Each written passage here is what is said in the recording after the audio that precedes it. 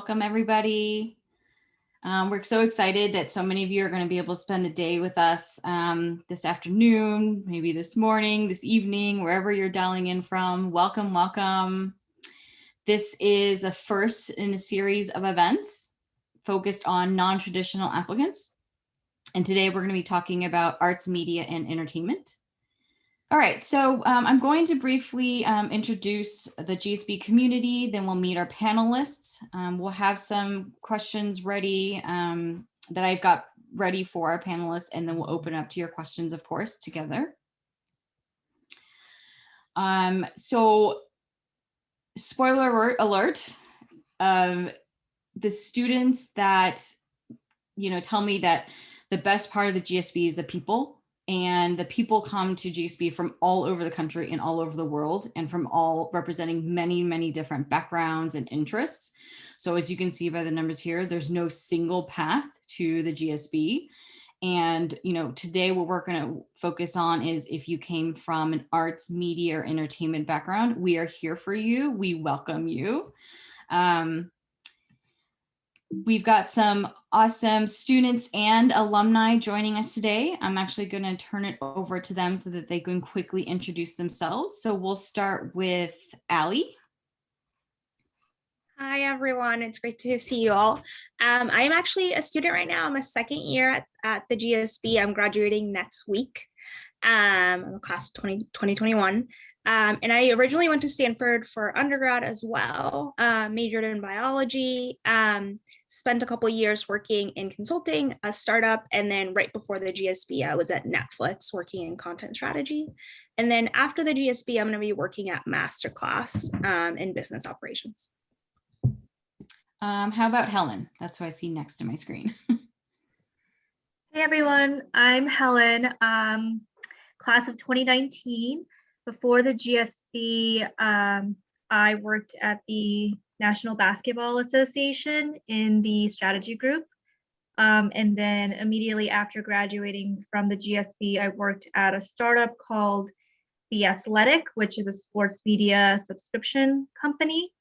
And now I just started working at Spotify. I joined 2 weeks ago.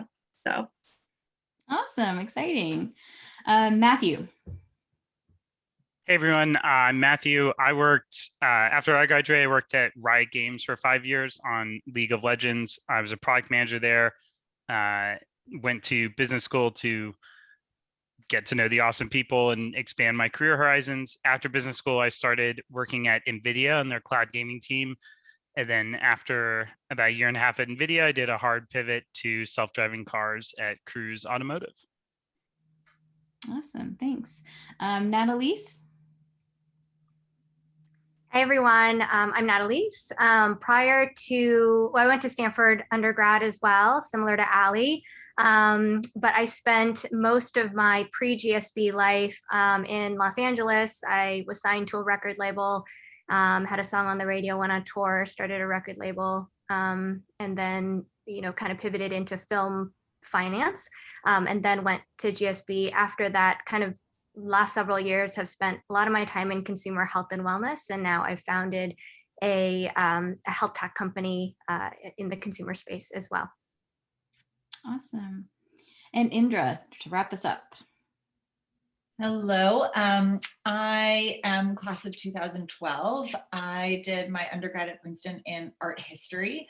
I spent some time, I had trained as a ballet dancer before college and went back and spent some time after graduating from undergrad and danced professionally. I then went into the fashion industry and worked at Vogue magazine. So from there, I applied to GSB, and I continued on in fashion after GSB. I went into a mid to late stage startup called Moda Operandi, where I was GMM and creative director there. And after that was the US president of a international fashion label called Del Pozo that was based out of Spain, and then left about 5 years ago to start and found my own company in the consumer space in travel goods called Parabel. And I've been working in the sort of sustainable good space since then.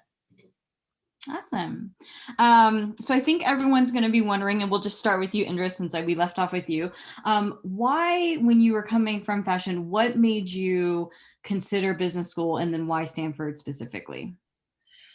So it was really about expanding my toolkit ultimately. And I knew that I had exposure in these creative spaces and that I wanted to go back to those, but I knew I could be more impactful if I could balance out my toolkit a bit and I had heard the expression, someone I worked for had sort of an eye for design and a head for business. And I thought if I can sort of mirror that skill set, that I can be more impactful in this space, and sort of take a less traditional route within a field that sort of has the creatives and the suits traditionally, and wanted to sort of balance, have a foot in each a bit. And ultimately, I'm sure we'll hear this a lot from as a theme, but this idea of an entrepreneurial community and an entrepreneurial business school. Stanford was my first choice the moment I got in, and at the time it was Derek Bolton. When he called me, I accepted on the spot and was crying and all that good stuff. So I knew that I wanted to be in a community that was creative, that had a lot of outlets and opportunities to, while I was at school, have exposure to companies here that I could dip which I did. My second year, I ended up working at an early stage startup founded by some older alums of GSB. And so really being in that creative space, using entrepreneurship as an extension of my creative inputs, but also that obviously provided a great foundation for whatever I would go to. Awesome. And similar, Natalie's, for you as well, coming from a very non-business background, what was it about business school? Why were you even thinking about it? And then why Stanford? Yeah, I mean, I think I never thought early in my career that I would go to grad school at all. I intended on staying in music and in entertainment, where it's not a prerequisite at all. And in some ways, for certain roles, it's almost a barrier in some ways, socially. And but when I worked in film finance for 2 years, and I had a huge learning curve on that side of things, and was sort of thrown in on the business side. And I thought, like Indra really said, I should maybe think about this and expand my toolkit. And part of it for me was not just the hard skills, but also sort of this confidence that I was looking for, to really, I felt like I was going into meetings and kind of faking it till I made it. And I really wanted sort of to attain the skills so that I could be more confident in those situations. And Allie, I saw you were nodding your head when Natalie's was talking to, for, where you were coming from in terms of your background. Was it uncommon for people on your team to have a business degree or be pursuing an MBA? Yeah, no, actually in my team, it wasn't that uncommon. Even though I worked in entertainment, the team I worked in was very focused in strategy. So a lot of people actually had MBAs that were more senior, and a lot of them saw it as pretty beneficial. So I think for me, I had, as I mentioned, studied biology, didn't really take any business classes in college, and didn't really feel like I had a good general management foundation. So that was a really big reason for me to go to business school, to expand that toolkit like everyone has talked about. And then also on the soft skill side, think more about leadership and communication skills in a more structured way. And Stanford is so known for that, and it excels in a lot of ways for that. So I was really excited to take a lot of those classes. And Matthew, for you, I'm just working my way through first quickly. When you in the world of gaming, did a lot of your colleagues and team members, were they thinking about a business degree? And what made you sort of go down that path and consider Stanford specifically? Yeah, I'd say it was pretty unusual for people, my colleagues, to go apply to business school. I applied mostly because two reasons. One reason was I felt like I'd hit a wall in my career, just doing sort of the same thing for 4 years of building a product roadmap, pitching it, getting a team, delivering it, post-launch iteration, repeat. And I was kind of getting tired and saw, man, the next leap in my career a lot of these job postings require an MBA. And then the second reason was more personal, which was I had really struggled making and maintaining lifelong friendships and close friendships. A lot of my friendships were more superficial. 4 years after college, I was like, man, I really didn't keep in touch with many, if any, of my undergrad friends. And so some of the classes like touchy-feely and just the very close, tight-knit community really appealed to me as well.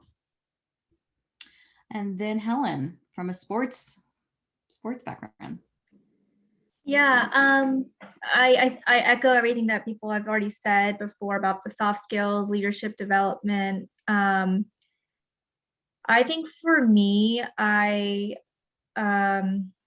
it wasn't uncommon for people in my group to have gotten an MBA because I did come from the strategy group, which is more of people from a traditional business background.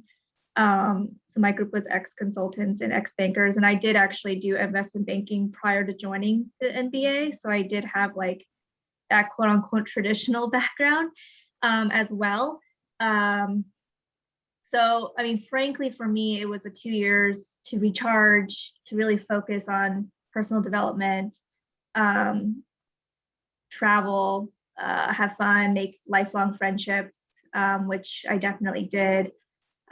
So yeah, and I think for me, it was also more of a long-term investment. I knew I wanted to go back into probably more of a corporate type of world or startup, but like I didn't have a desire to be an entrepreneur or anything like that. So I knew I would have to, in some ways, climb a corporate ladder. And I just thought as a woman wanting to be in a leadership position in the future, having a GSB degree cannot, like no one can take that away from me. And it's a very valuable thing to have in the future. So yeah, I think those are my main motivations for going to business school and choosing the GSB.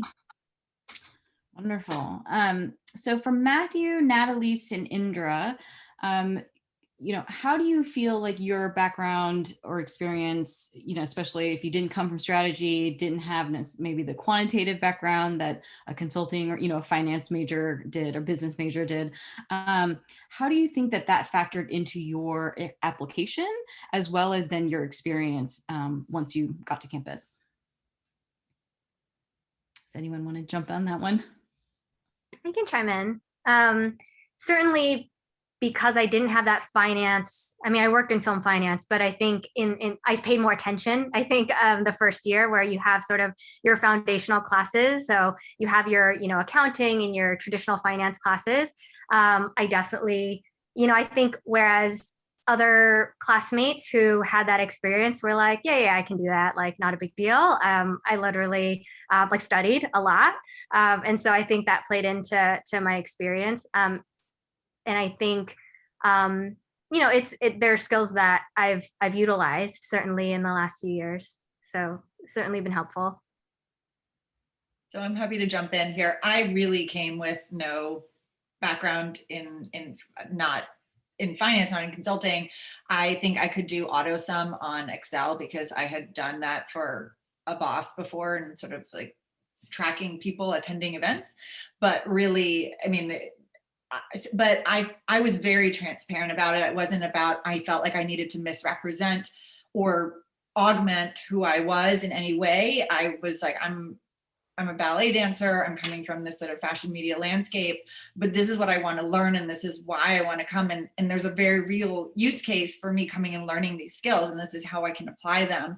So there was no expectation that I had to have those. And I felt like the school and the community and the admissions office were very supportive of that. And even through my experience while at GSB and even after now, there's a lot of interest in learning and hearing about experiences from people who came with really nothing in terms of these sort of quantitative skills and what that looks like and how to better. And I think the school's always looking to learn and have a dialogue with those students. And it's manageable. Yes, it's more work for when you're going through, especially the quantitative heavy quarters. But that being said, I felt like while those were harder for me and I had to put in extra work, my classmates were so great about helping. people are it's such a community oriented mindset around learning that I never felt like I couldn't ask someone a question, or ask someone for extra help, or find other classmates that had similar backgrounds than I did, and sort of pull together to learn together and help get through. Some of my best friends in the world are still some of those classmates, those friendships that I developed early on that were coming from similar backgrounds. And we were navigating sort of what felt intimidating at the time, but in reality wasn't. And we were just pleasantly surprised by how supportive everyone was. And then I felt like just like anyone coming in with different skill sets, you have something to add. It maybe in base finance, I didn't have the most to add, but when it came to like consumer behavior or something, courses that I felt like I had more intuitive experience in, I had more to add. So it's not a competition of who's the most quantitative. It really it all sort of evens out when you get there, because everyone's bringing different life experiences. People wanted to hear about what I had come from and where I was going, and so it really wasn't an issue, and the community was very supportive about it. Yeah, I would say I learned a lot in my first quarter. I had no idea how to read a balance sheet, let alone what a balance sheet was. I probably didn't know what liabilities really meant, and certainly didn't. I remember asking someone what a P&L was. For my application, I really leaned more into the giving people joy side. The company I got to work at before business school was just an incredible ride in terms of just explosive growth and the scale of impact that I was given the opportunity. And so I focus more on those soft wins, like, hey, we brought friends closer together. We designed APIs and technology that were really cool, even though they were in the video game space. And so I definitely leaned a lot into that. When I got to business school, I was a little intimidated because, there are a lot of consultants and investment people, and I was there like one of two video game people. But it was, I remember you get in squads and you get there of like 6 or 7 people. And one of my squad mates worked at a whiskey distillery for 6 years. And I am a huge whiskey fan. So it was fun to like meet someone right off the bat that was, similar to me, that had no idea what all these consultants were doing, let alone why a company would hire consultants. So yeah, I got a lot out of the experience, even though I really did not have many of those traditional skills. And I'll say I had no problem socializing. I think the beauty of Stanford's community is just that all of your classmates are there on purpose. And I'm yet to meet someone I didn't enjoy having drinks with. So this is actually piggybacking. I'm moving on to the actually open questions now from our attendees. But following up on that question for everyone, really, but specifically Indra or Matthew or Annalise, if you are not coming from a business background, how did you prepare for the application process? And they're specifically talking, I think, about the GMAT exams. They talk about essays too, but do you have any pointers there? Any guidance? I'll say I was a little unusual applying for business school. I found out that my company was being fully acquired in like late November, early December, and started studying for the GMAT that night because I didn't know how I would pay for business school. So I had like 2 weeks to take the GMAT. I would highly recommend the Economist GMAT prep. It's quite pricey, but it worked really well on it was a great thing to have on my phone, on my commute, or random little, waiting for a meeting to start, knocking out 5 questions. I found that very helpful. And then for my references or recommenders, having an honest conversation with them about, hey, are you good to recommend me for this? Rather than just, firing off an email. Yeah, I would echo that. In terms of preparation, the GMAT, I had to remind myself for the quantitative portion of it around some of sort of basic equations that probably everyone needs to review, you know, basic, some of the things for GMAT anyway. So I would sort of do courses or sort of, I don't actually remember the name of the program I used, but I would come home from work and I had sort of a schedule for myself. I'd come home from work and have dinner and sit down and like give myself 2 hours every night to sort of, or whatever. It was also a compressed time that I decided to apply on. So just taking a lot of the practice tests and learning the formulas, and then it's really just about familiarizing yourself with the primary concepts from a quantitative side. And there's also, you know, it's not all, one thing I learned coming from a non-traditional background and taking the GMAT, going to business school is not going to like quantitative school. Their management and is an art and a science, and there's a reason why there's a verbal portion of the GMAT, and there's a reason why people from all kinds of backgrounds come. It's because there's a lot of skill sets involved in it. I think there's a focus, if you're coming from something that you don't know, for example, quantitative, that will be some sort of barrier to entry. But in fact, it's just one of many skills that you study and learn about and that you need. And sort of now as a founder and a manager, a lot of the skills that I lean on heaviest are the softer skills that I studied at business school. And so I find that, yes, you want to nail those down. You want to familiarize yourself with the concepts, but in terms of skewing your application or your essays or any sort of preparation towards, you know, proving yourself outside of being able to grasp and handle these concepts that's not what you're being evaluated on. I think, I mean, I'm not here from the admissions team. It's just from a lot of my classmates that I met that were from amazing backgrounds. People had a variety of skills, and that's what made the community so magical.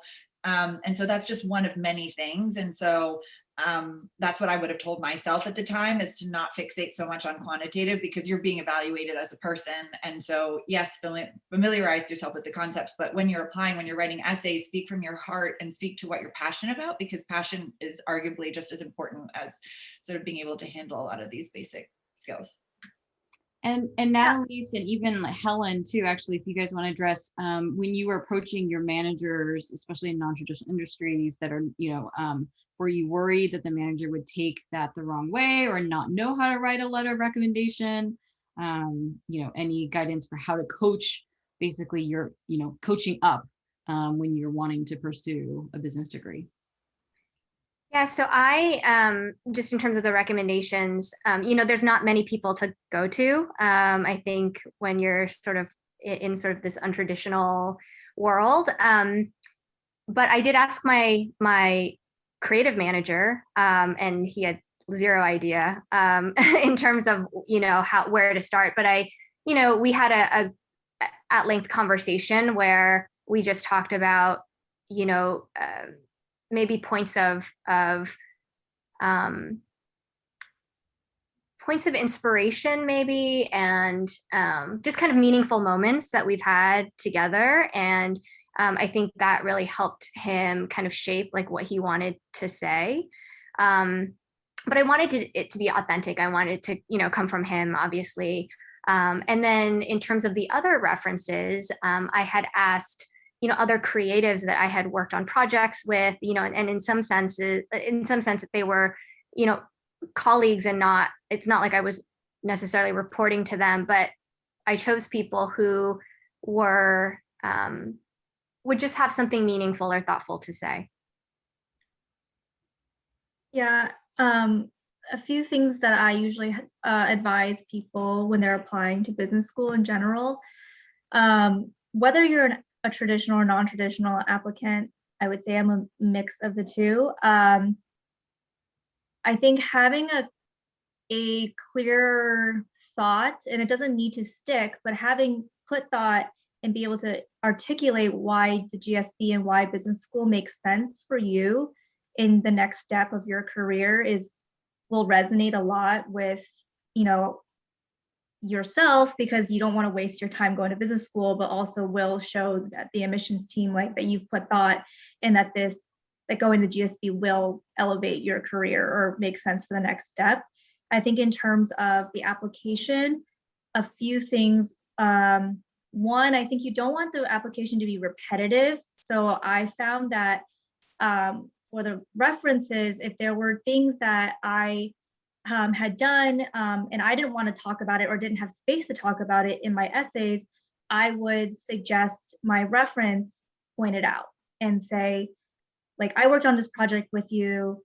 Can you highlight my impact on it, or et cetera, et cetera. So I didn't have to write about it, and that you can hear from him the impact that I had. So tactically, what that meant for me was, like, I thought about my application very holistically, what I could put in my essay, what I could put in all the short answer pieces, because the application has a lot of short answers, and then what my reference letters could accent. And I didn't want it to be competitive, so I'm talking about the same project and everything or anything like that, because then it's not adding a lot of layers to you. And then for me, also tactically for the references, I would suggest, and I had like bulleted out, reminder, here are the things we worked on, reminder, here's what I did, and reminder, here's the impact I made, but had him or her write about it in their own words, because you obviously want them to be, like what Natalie said, be able to show that you had meaningful impact and would be able to really speak to what you did. And then lastly, one piece of advice that a previous GSBer told me when I was applying was for the What Matters Most essay. It's an essay where when you write it and you leave it like on the printer at the office, back when we would go in the office, and you've already left for the day, but you've printed it and it's like on the printer, you would go back and get it because it's so personal and so thoughtful and everything like that. So you wouldn't want like a random person reading it. So take that for what it is, but those are my general application pieces of advice. No, I think that those were all great, great tips. I hope everyone was taking notes. No, I'm kidding. You don't need to take notes. We have some questions here that I'll pose to Allie around sort of the curriculum and the GSB experience academically in terms of how did it prepare you for your career goals. If you want to take that one, and if anyone else wants to chime in. Sure. I would say the curriculum, as some others have described, the first year is really focused on a lot of the core classes. So your finance, your accounting, marketing, operations, a lot of foundation. In the second year, you spend a lot of time on, it's kind of make your own adventure. You choose the electives that you wish to take. And there's a lot of classes that I think have helped me so far in my internship and in the job I have now after graduation. Like, for example, I learned how to do financial modeling. I didn't know how to do that very well before school. And that's a very tactical skill I learned at the GSB. Through this class called Managing Growing Enterprise, we focused a lot on people management. So how to give feedback to a direct report, how to hire, how to think about like big business decisions. And that I feel like I've applied already in a lot of work already. And there's a bunch of other classes, I would say touchy-feely, you apply every day in your relationships and at work. There's a class called Formation of New Ventures that really helps you think about whether you want to start a company and become an entrepreneur and what that would look like. And I can keep going with a bunch of other classes, but yeah, a lot of them have been very tactical, and I can see the through line on how I can apply them later. Some questions here about pivoting and career trajectory. I'm going to try and sum them up into one question. So for those of you who are coming in from very different backgrounds, ballet dancing, music, when you came in, were you thinking that you were going to stay? Did you know you want to pivot? And then how did the GSB help you in terms of resources? How did your goals shift while you were, during your 2 years here? And, how did GSB prepare you for your next step? Yeah, I'll jump in. I'd say for me, when I left business school, I was planning on going back into gaming, and did for a little while, and thought a lot about. I also did my my summer internship in business school was in video game venture capital, which was very fun and very different for me. Just having been an operator my whole career, going into the investing side was quite interesting. And I was not having the best time at NVIDIA, had decided I was going to leave and was trying to sort of figure out, do I want to stay in gaming or not? And for me, business school really helped me make the pivot. I had taken a class from a professor I'd really enjoyed. I took public policy with Keith Hennessy, and then he did another class on autonomous vehicles and the impact they were going to have. And one of my classmates sent out to, each class has like their little communities. We have a WhatsApp group, sent out a job posting that Cruise was hiring. And yeah, I was like, great. I love self-driving cars. I think they'll change the world. I think that had I not gone to the GSB, I wouldn't have had the confidence to know that, hey, you're a gamer, but I can still succeed in, a way more serious company than a video game company. I would just echo one thing that Matthew said that I think is really key. And I hear this from a lot of alums, especially from non-traditional backgrounds, is this idea of giving you confidence to pursue things that maybe you thought were outside of your wheelhouse or outside of your expected career trajectory. And, entrepreneurship is just one example of that, but I saw people pivot in a lot of unexpected directions. And I think the beauty of spending 2 years on the beautiful campus with a beautiful community is this not needing to know exactly what you're going to do when you come out. And I think giving yourself that space is an important part of the process, because I think people who got the most out of it were people who were kind of open to, I may go back, but I may try something new. I saw that from all sorts of, I saw people who thought they were coming from consulting and going back into consulting and really took a left turn. And then, I saw people coming from non-traditional backgrounds going into sort of very finance driven back, every version of that. And I think that's one of the most rewarding parts of this 2 years, wherever you're coming from, is that opportunity to sort of try things outside your comfort zone. You have the summer in between to sort of test out a thesis. You can,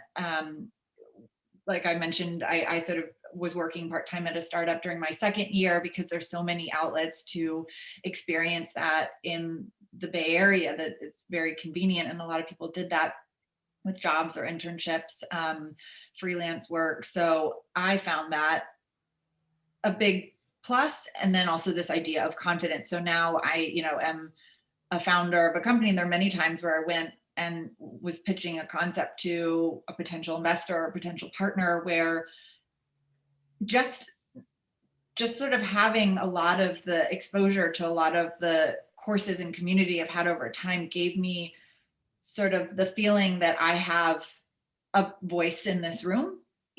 And that may be sort of a very abstract notion, but it's something that has served me in my career, and allowed me to take more risk.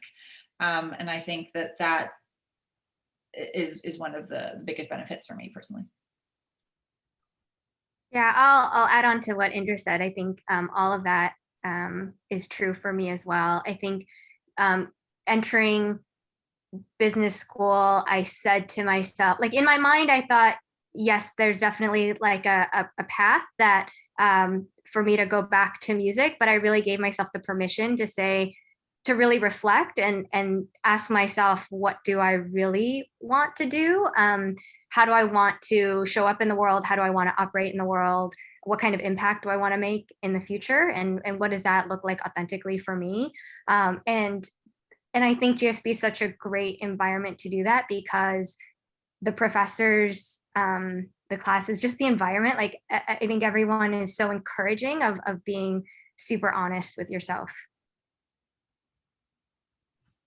And just to quickly add on about GSB resources, there's a few sports, media, entertainment specific classes that I think anyone that's interested in this industry will take. And those classes are awesome. We have really awesome guest speakers, which is just, one of the cool things about going to a school with the brand name. You get like Gwyneth Paltrow to come to your class, Tyra Banks teaches a class, A-Rod teaches a class, like those are all really cool. I think the career counselors the career counselors are also really helpful in terms of, for me, when I told them what I was interested in doing post-business school, connecting me with GSBers from the past who are in the industry or work at companies that I would be interested in, because maybe they are fresh on the career counselor's mind and I would never have known. So I do think the alumni network for me was instrumental in what I did post GSB in terms of just learning about all the opportunities out there. I came from a strategy background. I said I wanted to work in operations, but like I actually had no idea what operations meant. So it's really just talking to alumni who worked in operations across all different companies to really understand what they did. And then they would introduce me to other alumni or other people. So I thought that was really helpful. And one of the great things about being a student is that you can just ask for help. You can just ask for advice. You can just like email people for coffee. And I thought that was, for me, one of the more helpful learning opportunities for my pivot. And actually piggybacking off your comment about the career office support, there is a question here from Adam that talks about if anyone wants to elaborate on their recruiting experiences at Stanford GSB. So he's actually coming from a sports media career, and he's looking to go into consumer products and tech. And he's worried that lack of industry experience will be a disadvantage. And so for you guys, for those of you who were looking at other things, and during your first and second year, when you're like doing your one-on-one advising with the career counselors, like what was that experience like, and how did they guide you? Allie, I don't know if you want to. Yeah, I love our career counselors at the GSB. My first session with one of them was just sitting down and kind of ideating, what can a career look like and what are 3 different paths I could possibly take right after business school and where do those lead? And that session was one of the most helpful things I did in my first year. And then after that, she really connected me to a bunch of alums who are doing each of those things. And so I could start conversations. And then in terms of the recruiting, I would say it really differs. So if you are doing recruitment for a very structured organization, kind of like consulting or investment banking or big tech companies, there's a lot of structure to the process. You know when you need to submit your applications, who you need to talk to. If you're doing something that's a little bit more open-ended and you're just trying to, get to know a startup that's a little bit more early stage, it ends up being a lot more informational interviews and you talking to a lot of people and connecting with alums. And there's less structure to that process. So it really depends on what you want to do for your internship.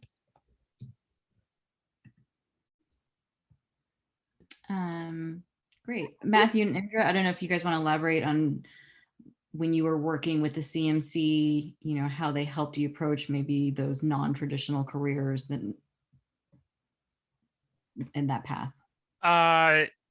Sure. I'll say I sort of went the alumni network route. I knew when I got to business school that I really wanted to use my first year internship to try out video game venture capital, and worked with the CMC and sort of crafting how do you actually reach out to alumni with the high chance of success. I think overall, though, the alumni network is just is very good at responding and being communicative and really embracing the full broader community of the GSB, not just your class and the class sort of right before and after yours, but that all alumni are here to help out. So I sort of more went that route when trying to plan out my post GSB career, but I did a lot of interviews on campus. A lot of the non-traditional people do recruit on campus directly. And I think that, one of my good friends, Helen and I were just chatting about this in private messages, but he worked at the MBA as well and did his internship at Activision, which is a video game company. And him and I talked about that. So I think, you get a lot of opportunities and exposure to these non-traditional backgrounds throughout the course of school. Yeah, I also went the alumni route. So as I mentioned, in the summer between my first and second year, I worked at a startup that I ended up working through all my second year that was founded by alums. One was a year ahead of me, one was 2 years ahead of me. And they had we found each other through the alumni network, and that sort of led to further conversations that exposed me to the early startup space in fashion. And I found the alumni network really impactful, and everyone's very open to helping. And Shambhavi, I think you have a question about what it, does the GSB assist in reaching out to the network or the firm? So what we typically do is you will find that alumni are super responsive, as I'm sure all of these panel folks will agree. You just cold email them, and they will respond to you and get back to you straight away. And then we do have different forms of on-campus and off-campus recruiting that can be done through the G specifically. We have some questions here that are directed at specific panelists. So I'm actually going to put you guys in the spotlight for some of those. So there was a question about Dalton is also a ballet dancer, and he's hoping to dance professionally. So curious to know whether or not it's better to attend GSB right after undergrad or take a couple of years to work first. So Indra, if you want to touch that. And then in general too, sort of when you're coming from a creative background, is it better to have some work experience? So it's such a personal answer. I think there's no right or wrong way to do any of this. So I'll caveat that and just share my experience. I did take the time after undergrad to dance professionally, but I was graduating from a ballet school and was offered a job with a ballet company. So it was really about navigating different opportunities and what the right time was to take each one and how I spaced it out. I love ballet still, and I took ballet classes at Stanford while I was here. The undergrad has ballet classes and a studio, so I was able to do that. I was able to attend performing arts in the space. So to the extent that was the extension into other schools, including undergrad, is an amazing option. I took photography my second year with a mix of schools, so you really can tailor, especially your second year, to what your passions and interests are. And you have this core foundation to build on. So there really is no right or wrong time. It's really sort of up to your sort of what you're looking to get out of it. But to the extent that Stanford is a great place to continue developing all of these passions, I would say absolutely, because you have access to everything.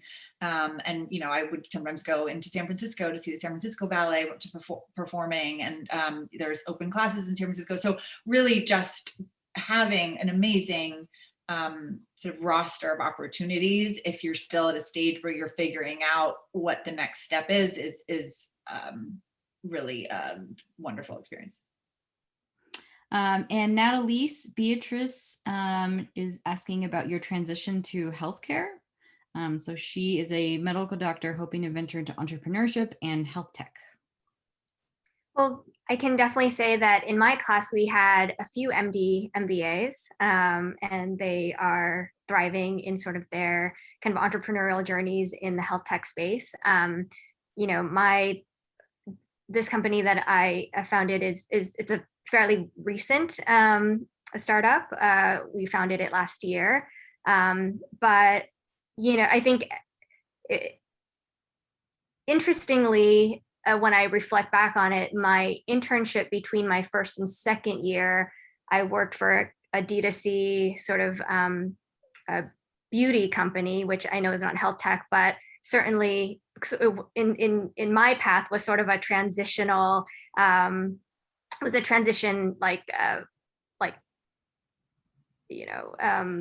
point, I guess, for me, that really helped move me along in that path.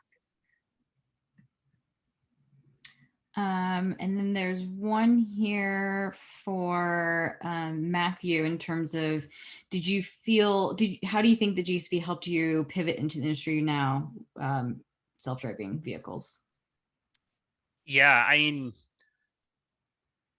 it's tough because my current role is not too different from a lot of roles. I think obviously Keith Hennessy's class on autonomous vehicles helped me a lot, just to focus on sort of develop a perspective on the industry. I knew nothing about it coming to business school, and so being able to at least say like, okay, I'm confident that these companies are going to be the winners in the space, I think helped me be confident applying for a pre-revenue company while also having, starting my family, which was a little bit challenging. But I'd say the biggest help for me was just, sort of around confidence in managing, like learning how to manage people, and starting down the path of growing my scope of influence. I think those types of soft skills translate between a lot of different industries, but in the gaming industry, there are a lot of people who don't have great soft skills in gaming. And so I think having the background at the GSB helped me a lot. And Allie, so what has life been like on campus this year? And this is a question from Dean, and specifically asking about COVID and what the GSB has been like. Yeah, a lot of things changed, understandably. A lot of our events were canceled or moved online, classes were moved online. And right now I would say campus is starting to come back. Now we have some hybrid classes, so we get to go to campus and do classes at 6 feet distance with masks on. But I would say I still feel like I got a lot out of the experience. The classes that still were great online, a lot of it changed the way that the courses were taught, the types of small group activities we did. But the GSB made a lot of it work. And I'm happy that right now we're gonna have a graduation in person next week. So it's exciting to actually get to celebrate the end of the experience in person a little bit more. Awesome. We have about 5 minutes left. So I thought I would go sort of round robin to all the panelists and end with any final sort of thoughts, tips, guidance, best practices that you would advise for those folks who are thinking about getting a business degree from Stanford. Any sort of parting words?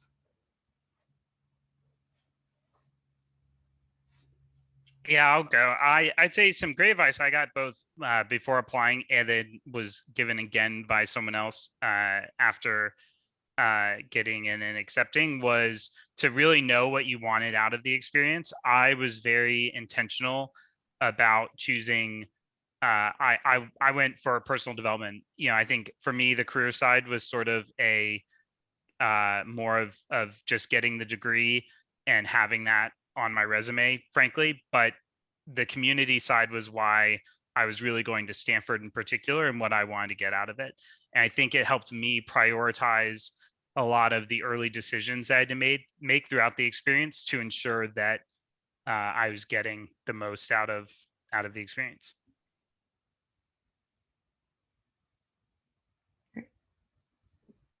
Yeah, I think to echo that, I don't think there's a right or wrong choice on where you decide to go and apply, but I think doing as much due diligence as possible in terms of what school you would, learn the most from, thrive at, have the community that you want. It's all completely dependent on you and your goals and what you want out of the experience. That really dictates whether or not you enjoy that experience. So for me, I think talking to as many alumni, current students as possible to hear about their individual experiences at their individual business schools will help guide you in terms of deciding where to apply and then ultimately where you go.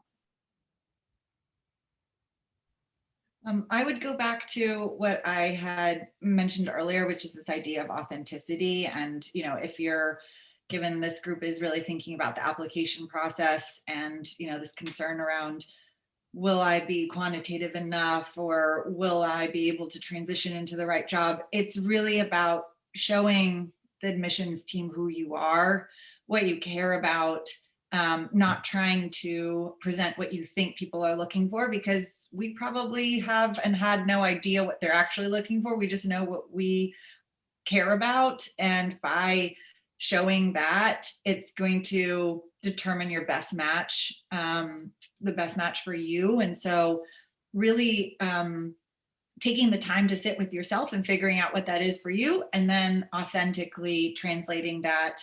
And, you know, we talked about recommendations, finding someone who really knows you, not sort of someone who you think may be impressive, but not know you very well. I would imagine that it's more impactful, someone who can really tell your story, has really worked with you in some capacity.